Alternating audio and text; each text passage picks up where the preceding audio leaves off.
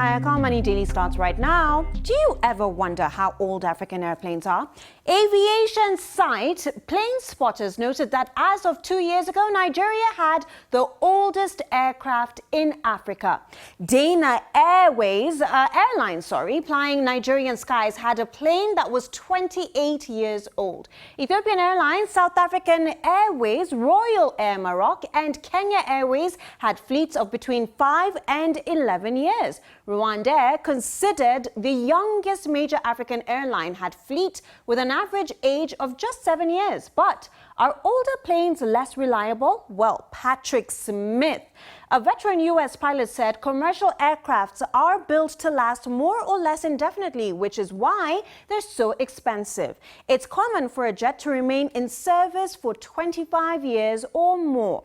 Analysts have also argued that modern planes are quieter, more comfortable, and with higher specification, which then means a better experience for passengers. Case in point, one of the world's largest passenger airlines, Delta Airlines, has the oldest planes, the average age being 17 years. There have been lots of concerns that global airlines use older fleet for African routes. BBC's Georgie Ndirangu sat down with Carsten Spohr, the chairman and chief executive of Lufthansa, to address that and what more needs to be done with airline and fleet management. Take a look. It's a competitive market. I think if you want to compete in such a market, you need to bring your best product, your best people. Parts of the market we serve around the world, we decided to increase the number of flights rather than the size of the aircraft to accommodate more passengers. That's the reason we have decided to sell 6 Airbus 380s as of the year after next in 2022. But more important than aircraft size is nowadays aircraft efficiency in terms of CO2. We have a huge discussion in Europe going on about the efficiency of aircraft, and that's why Lufthansa indeed is receiving a new aircraft every 10 days.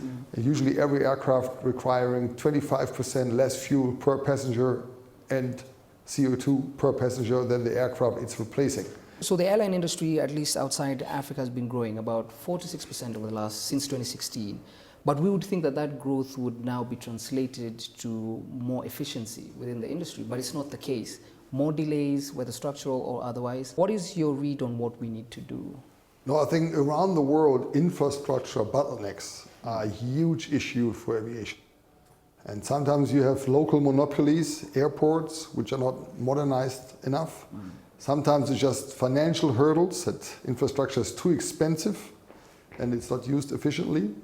And sometimes technology is not used in the way it should, like in air traffic management, for example.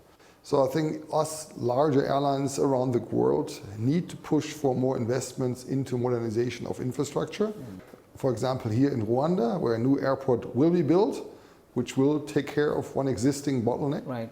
In the US, also in Europe, is that even airlines which consider themselves large, like in all modesty Lufthansa, you're not large enough for the global consolidation that is going on. So you need to group up with others. It's also time to overcome nationalism, to overcome national pride and find smart groupings of airline to create the scale which you need nowadays to be in the global competition.